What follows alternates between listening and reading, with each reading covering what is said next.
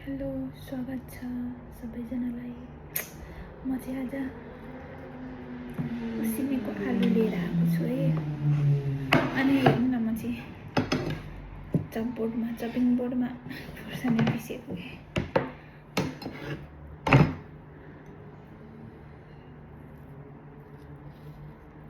कस्तो मिठो हुन्छ नि त कुनै बेला आलु उसिनेर खायो भने। त्यही भएर म नि आलु उसिनेर खाँदैछु। मिठो छ जस्तो छ, हेर्नु त हिउँदे आलु जस्तै छ ट्याक्क। First bite.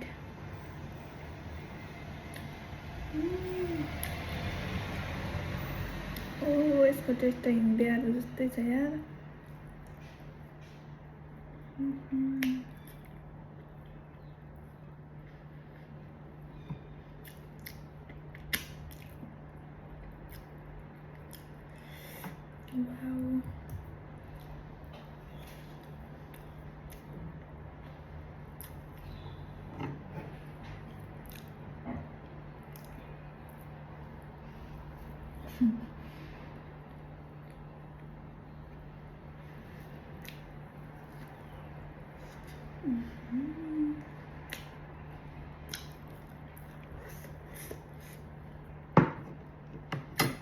वाउ।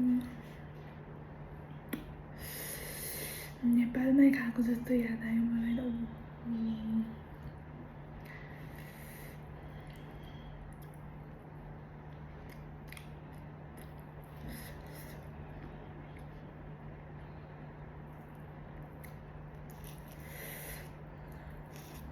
यस्तो मिठो रहेछ यार।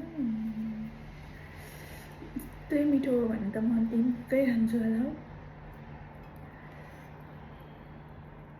हट।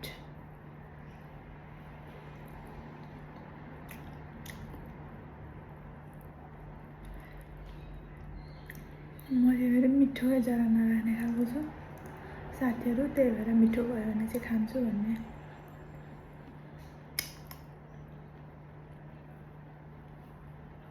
कुरा गरेको। हरियो खुर्सानी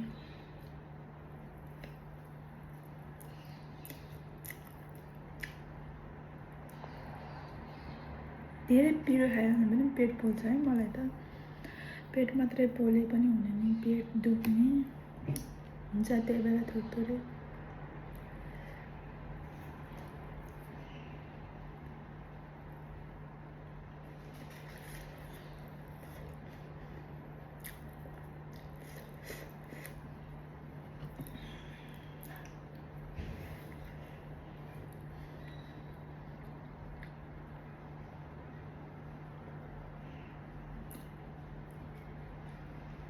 पानी पर्ला जस्तो छ बाहिर। अहिले हजुरले लास्ट टाइममा देखाउँछु ल बाहिर कस्तो अँध्यारो भएको छ। यो ठुलै थियो, त्यही भएर मैले यस्तो पिस गरेर उसिनेको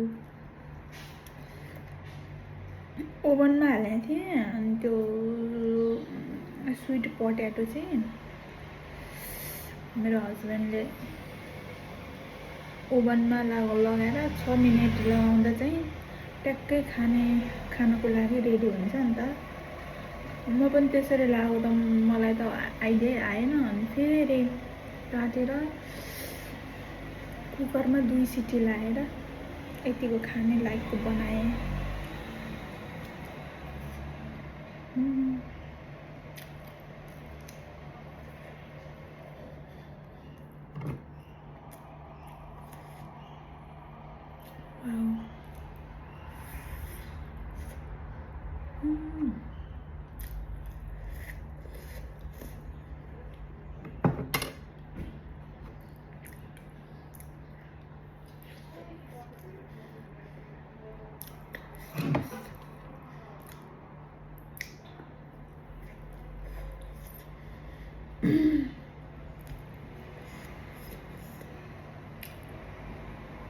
कति मिठो भएछ।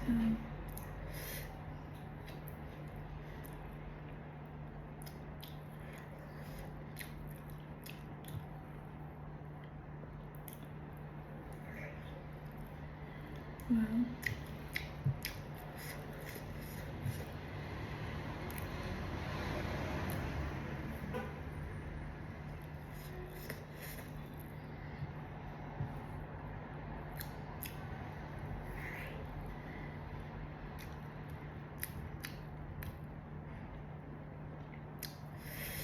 अब खाने एकछिन रेस्ट गर्ने मलाई चाहिँ अलि सन्चो छैन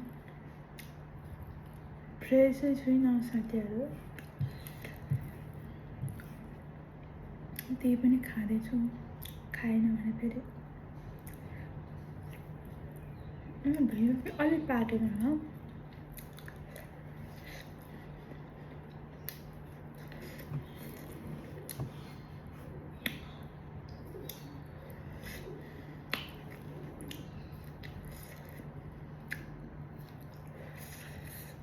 यत्रो चाहिँ पाकेन चाहिँ साथीहरू ल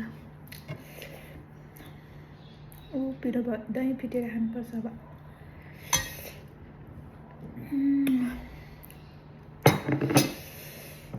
वाउ खोर्सानी पनि कस्तो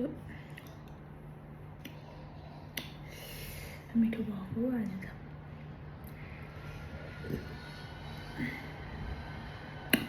ल आजलाई यति नै अब अर्को सर्ट भिडियोमा भेटौँला म तपाईँहरूलाई बाहिर देखाउँछु भनेको थिएँ नि है बाहिर देखाउँछु ल कस्तो अँध्यारो छ हेर्नु त साथीहरू अँध्यारो पानी पर्ला जस्तै छ पऱ्यो वा टक्क लगाएर यहाँ चाहिँ गाडी पार्किङ अनि त्यहाँ बच्चाहरू खेल्ने पार्क जस्तो पनि छ चट्ट लगाएर ल हेर्नुहोस् त ल हेर्नु मेरो फेस कति बिग्रिएको छ चाहेको आएर मेरो त यो अहिलेदेखिको होइन हो हुँदैन यहाँ आएको थियो अनि त्यही नाना थरीको केमिकल लगाएर सरेर यहाँ आइपुगेको अझै सन्चो भएको छैन वंशानुगुण पनि होला त्यही भएर पनि छ मेरो दागहरू फिल्टर सिल्टर लागेन त्यही भएर देखिन्छ ल आजलाई यत्तिकै अर्को भिडियोमा भेटौँला त्यतिसम्मको लागि साथ दिनु होला लाइक कमेन्ट सेयर सब्सक्राइब गरिदिनु मेरो जे जस्तो भिडियो भए पनि हजुरहरूलाई साथ सपोर्ट गरिदिनु भन्दै बिदा हुन्छु बाई अर्को नेक्स्ट भिडियोमा भेटौँला।